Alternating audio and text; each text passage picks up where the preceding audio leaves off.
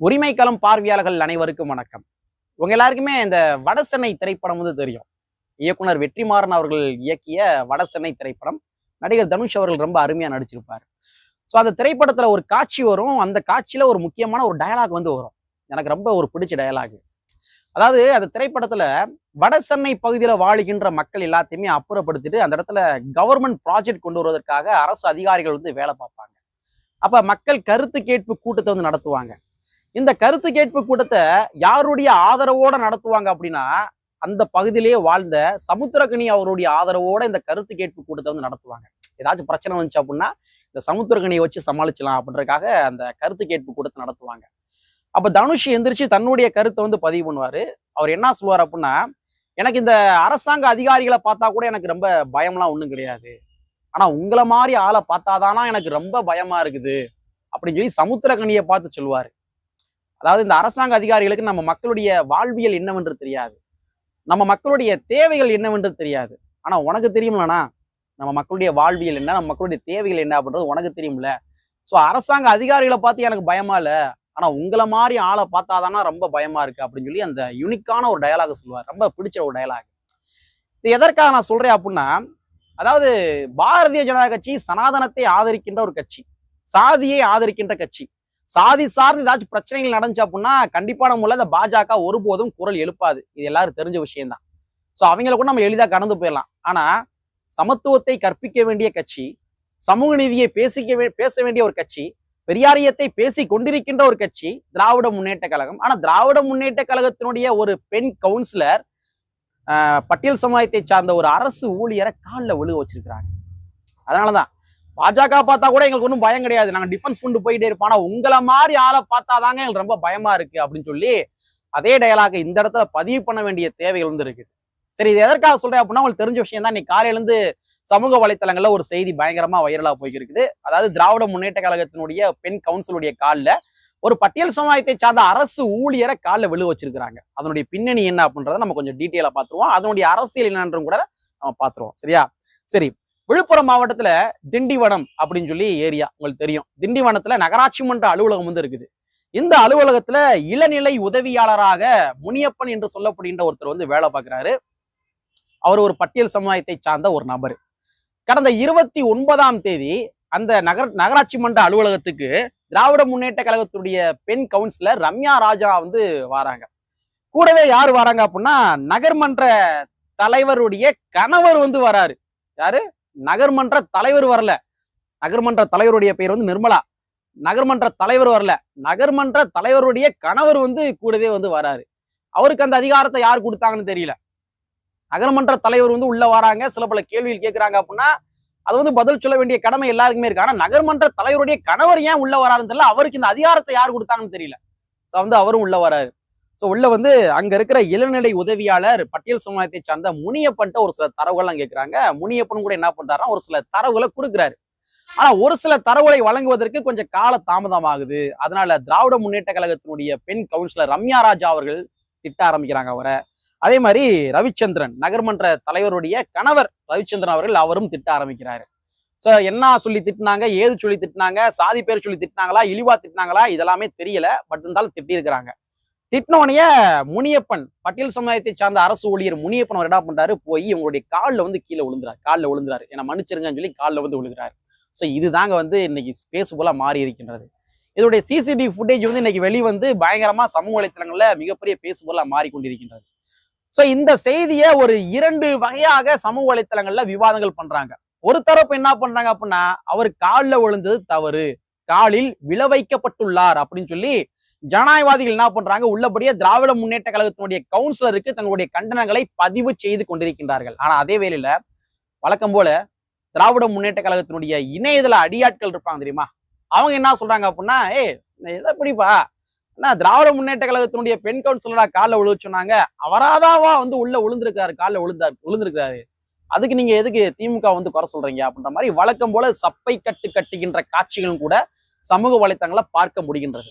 So இதை நாம எப்படி பார்க்கணும் அப்படின்னா, முனியப்பன் அவர்கள் தானாக வந்து திராவிட முன்னேற்ற கழகத்தினுடைய பெண் கவுன்சிலர் காலில் விழவில்லை, விழ வைக்கப்பட்டுள்ளார்.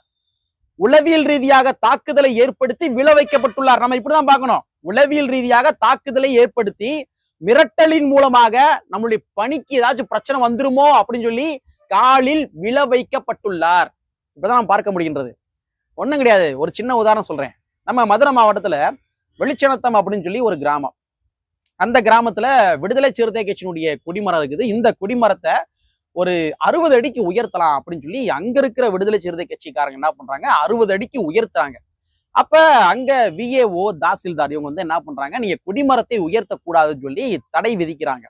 அப்ப அக்கம் பக்கத்துல இருக்கிற விடுதலை சிறுத்தை கட்சியுடைய பொறுப்பாளர்கள் எல்லாமே ஒண்ணு சேர்ந்துறாங்க, போராட்டங்களை மேற்கொள்றாங்க. அது மிகப்பெரிய பேசு பொருளாக மாறுகின்றது.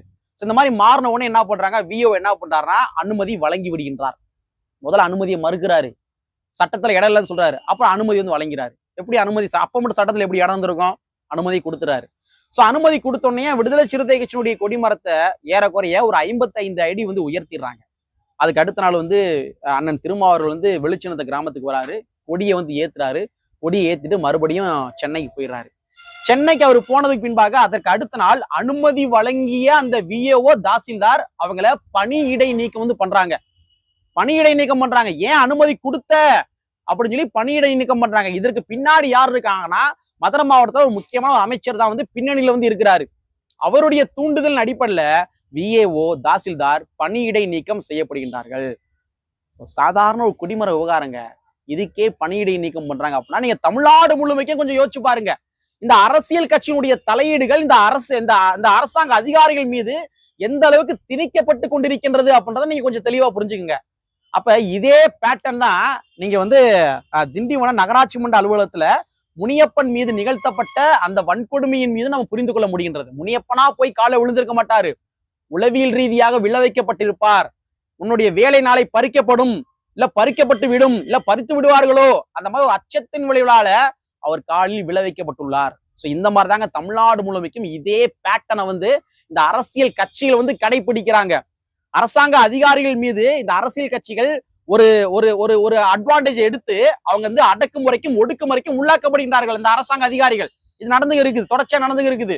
சோ இதே பேட்டர்ன்ல தான் முனியப்பனும் காலில் விழ வைக்கப்பட்டுள்ளார். சரிங்களா? சோ வந்து சமூக வலைத்தளங்கள்ல நீங்கள் சார்ந்த கட்சிக்கு தாராளமா ஆதரவு தெரிவிக்கலாம், தவறு கிடையாது. ஆனா ஒரு மனிதன் இன்னொரு மனிதனுடைய காலில் விழுகின்றான் அப்படின்னா இது வந்து உண்மையாவே கண்டனத்துக்கு உட்படுத்தப்பட வேண்டிய ஒரு விடயம், சமத்துவத்தை போதிக்க வேண்டிய ஒரு விடயம். இது நம்ம கண்டிப்பா நம்ம சமத்துவத்தை போதிப்பதற்காக நம்ம அந்த திராவிட முன்னேற்ற கழகத்தினுடைய கவுன்சில் மீது கண்டனத்தை பதிவு செஞ்சுதான் ஆகணும். என் கட்சி எனக்கு பிடிச்ச கட்சி, அதனால இந்த கட்சியில வந்து நடந்துருச்சு, இதான் வந்து எந்த அளவுக்கு சப்பை கட்டு கட்டி மூடி மறைக்கணுமோ அந்த நான் மூடி மறைப்பதற்கு முயற்சி பண்ணுவேன் அப்படின்னு சொல்வதற்கு பெயர் பெரியாரிய கொள்கை கிடையாது. இதை புரிந்து கொள்ளணும். இதற்கு வந்து பெரியாரிய கொள்கை கிடையாது. சரி, இது கூடவே இன்னொரு செய்தி நம்ம பதிவு பண்ணிடுவோம். நம்ம தமிழ்நாட்டுல எப்பப்பெல்லாம் சாதிய வன்கொடுமைகள் நடைபெறுகின்றதோ அப்பெல்லாம் குரல் எழுப்புகின்ற கட்சி எந்த கட்சினா அது விடுதலை சிறுத்தை கட்சி, கம்யூனிஸ்ட் கட்சி, இதர பின்ன அம்பேத்கர் இயக்கங்கள், அந்த மாதிரிதான் வந்து குரல் எழுப்புறாங்க. ஆனா வழக்கமா வந்து வாய்மூடி கிடைக்கின்ற நபர்கள் யாரு தெரியுமா? புரட்சியாளர் அம்பேத்கருடைய சட்டத்தின் மூலமாக தனி தொகுதியில் நின்று வெற்றி பெற்ற இந்த எம்எல்ஏக்கள், எம்பிகள், இவங்க யாருமே வாய் திறக்கிறது கிடையாது. இவங்க வந்து யாருக்கு விசுவாசமா இருக்கிறாங்கன்னா, தன்னுடைய மக்கள் அடக்கப்பட்டாலும் ஒடுக்கப்பட்டாலும் தீண்டாமை வன்கொடுமைகளுக்கு ஆளாக்கப்பட்டாலும் படுகொலைக்கு உள்ளாக்கப்பட்டாலும் கேள்வியே எழுப்பாத ஒரு ஜென்மங்கள் யாருன்னு பார்த்தோம்னா இந்த தனித்தொகுதியில் போட்டி போட்டு வெற்றி பெற்ற இந்த 46 எம்எல்ஏக்கள். இந்த 46 எம்எல்ஏக்களை விடுதலை சிறுத்தை கட்சியுடைய எம்எல்ஏக்கள் அடிக்கடி குரல் ரைஸ் பண்றாங்க, மாற்று கருத்து கிடையாது. கம்யூனிஸ்ட் கட்சியினுடைய எம்எல்ஏக்கள் அடிக்கடி குரல் எழுப்புறாங்க, மாற்று கருத்து கிடையாது. ஆனா மீதம் இருக்கின்ற திராவிட முன்னேற்ற கழகத்தினுடைய எம்எல்ஏக்களும் அண்ணா திராவிட முன்னேற்ற கழகத்தினுடைய எம்எல்ஏக்களும் இதர பின்ன கட்சிகளுடைய எம்எல்ஏக்களும் ஒருபோதும் வாய் திறப்பது கிடையாது. பட்டியல் சமுதாய மக்கள் ஏன் நல்லா இருந்தானா நாசம், நமக்கு என்ன, நம்ம ஆட்டுக்கு வந்து நம்ம ஆடு இருந்தோமா, நம்முடைய செல்வத்தை பெருக்கணுமா, இந்த மாதிரி அவங்க எளிதா கடந்து போறாங்க. இது மிகப்பெரிய துரோகம், புரட்சியாளர் அம்பேத்கர் அவர்கள் செய்கின்ற துரோகம். நீங்கள் வாங்கி இருக்கின்ற இந்த எம்எல்ஏ பதவியோ எம்பி பதவியோ இது வந்து குறிப்பிட்ட கட்சிகள் போட்ட பிச்சை கிடையாது, புரட்சியாளர் அம்பேத்கர் அவர்கள் போட்ட பிச்சை. நம்ம அப்படிதான் புரிந்து கொள்ள வேண்டும். புரட்சியாளர் அம்பேத்கர் அவர்கள் தன்னுடைய அரசியலமைப்பு சட்டத்தின் மூலமாக உறுதி செய்யப்பட்ட ஒரு உரிமை. இந்த உரிமையை உங்களுடைய மக்களுக்காக பயன்படுத்தாம பட்டியல் சமுதாய மக்கள் மீது நிகழ்த்தப்படுகின்ற வன்கொடுமையின் போது வாய் மூடி போறீங்க அப்படின்னா அவங்கெல்லாம் என்ன பட்டியல சேர்ப்பது, என்ன பட்டியல சேர்ப்பது? நம்ம திராவிட முன்னேற்ற கழகத்துல ராசா அவர்கள் இருக்கிறாரு. இவர் என்னைக்காச்சும் பட்டியல் சமுதாய மக்கள் மீது நிகழ்த்தப்படுகின்ற வன்கொடுமை என்பது வாய் திறந்திருப்பாரா? இல்லாட்டி வந்து ஏதாச்சும் ஒரு படுகொலை நிகழ்கின்ற பொழுது ஏதாச்சும் கண்டனங்கள் தெரிவிச்சிருப்பாரா? ஒன்னும் தெரிவிச்சிருக்க மாட்டாரு. நம்ம பதவியில் இருந்தோம், நம்ம திராவிட முன்னேற்ற கழகத்தோட ஒட்டிக்கிட்டு இருந்தோம், நம்ம ஏதாச்சும் பதவிகளை வந்து அனுபவிச்சோம், அதுக்கு பின்பாக நம்ம மாட்டு சொகுசா நாம மட்டும் இருந்துட்டு போயிடுவோம். இது அம்பேத்கருக்கு செய்கின்ற துரோகங்க, மிகப்பெரிய துரோகம். இன்னைக்கு வந்து புரட்சியாளர் அம்பேத்கர் அவர்கள் தனித்தொகுதி என்று சொல்லப்படுகின்ற ஒரு முறையை கொண்டு வரல அப்படின்னா நீங்க வந்து எம்பி ஆயிருக்க முடியுமா? அவர் எதற்காக கொண்டு வந்தாரு? குறைந்தபட்சம் நீங்க நம்ம மக்களுக்காக பேசுவீங்க என்ற காரணத்துக்காக தான் போராடி அவர் என்ன பண்ணாருன்னா இந்த தனித்தொகுதி என்ற ஒரு முறையே கொண்டு வந்தார். இந்நேரா புரட்சியாளர் அம்பேத்கர் இதை கொண்டு வரல அப்படின்னா இன்னைக்கு வந்து குறைந்தபட்சம் பட்டியல் சமுதாய மக்களுடைய பங்களிப்பு என்பது இந்த எம்பி பதவிகளோ எம்எல்ஏ பதவிகளோ இருந்திருக்காது. இதெல்லாம் ராசா அவர்கள் உணர்ந்து கொள்ள வேண்டும். பட்டியல் சமுதாய மக்கள் எங்கெல்லாம் பாதிப்புக்கு உள்ளாக்கப்படுகின்றார்களோ குறைந்தபட்சம் ஏதாச்சும் ஆதரவு குரல் எழுப்ப வேண்டும் என்பதை கூறிக்கொண்டு பாதிக்கப்பட்ட முனியப்பனுக்கு நீதி கிடைக்க வேண்டும் என்பதனை கூறிக்கொண்டு கற்பி ஒன்று புரட்சி செய்கின்ற புரட்சியாளர் அம்பேத்கருடைய வரியை கூறிக்கொண்டு நிறைவு செய்கின்றேன். நன்றி, வணக்கம்.